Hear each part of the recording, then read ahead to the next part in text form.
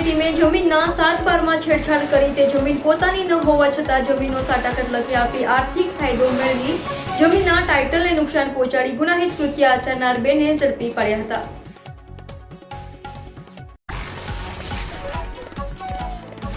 હાલના ઝડપી યુગમાં સુરત શહેરનો વિકાસ મોટા પાયે થઈ રહ્યો છે। સુરત શહેર મોટા વેપાર ધંધા સાથે સંકળાયેલું છે, જેમાં હીરા અને ટેક્સટાઇલ ઉદ્યોગનું સુરત શહેર મોટું હબ છે।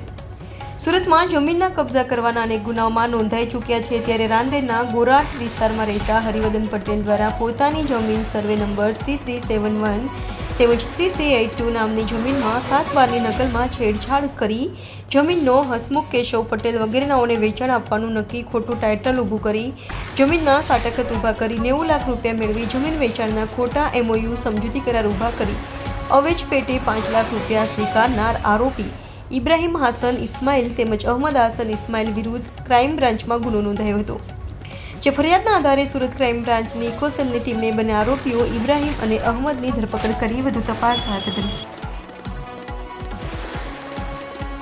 ફરિયાદી શ્રી દિનેશ હરિવર્ધનભાઈ પટેલની ફરિયાદ અનુસંધાને ગુનો દાખલ કરી અને આરોપી અહમદ ઇસ્માઇલ અને ઇબ્રાહિમ હાઝમની ધરપકડ કરવામાં આવેલ છે। ફરિયાદની વિગત એવી છે કે ફરિયાદીની પોતાની જે જમીન હતી એ જમીન હાલના આરોપીઓએ ખોટા 7/12 ઊભા કરી અને અન્ય લોકોને સાટાકતથી વેચાણ કરી અને ખોટા દસ્તાવેજો ઊભા કરી અને ગુનો કરેલ છે। અગાઉ આરોપીઓ ગુનાહિત ઇતિહાસ હાલમાં આ આરોપીઓ વિરુદ્ધમાં ભૂતકાળમાં કોઈ ગુનો દાખલ થયેલ છે કે કેમ તે બાબતની હાલ અમારી તપાસ ચાલુ છે।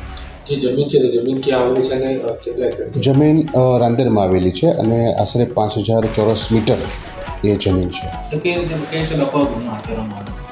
આ ગુનો જે છે એ જે ફરિયાદીના 7/12 હતા એ 7/12માં દસ્તાવેજોમાં છેડછાડ કરી અને એમાં અન્ય નામો ચડાવી અને જે હાલમાં અન્ય પક્ષો હતા એમને વેચાણ કરીને ખોટા દસ્તાવેજો ઊભા કરવામાં આવેલા।